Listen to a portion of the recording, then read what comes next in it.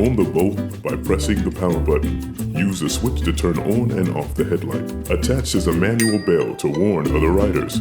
Activate the cruise control with a twist grip accelerator. Simultaneously press and hold the cruise control button. Brake to turn off the cruise control feature.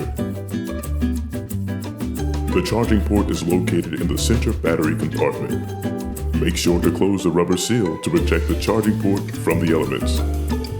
Once the Bolt is powered on, you can connect to the Ride Jetson app via Bluetooth. Download the app and open it. Connect your device and enter the default password. You can change this later in your settings.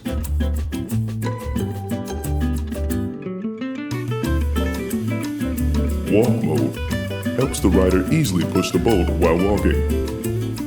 Lock mode turns off all power to the motor so no one can ride it. You will need to enter your passcode every time you need to lock or unlock your Bolt. In the settings panel, you can now set the maximum speed, as well as other preferences to personalize your Bolt. We hope you enjoy your Jetson Bolt.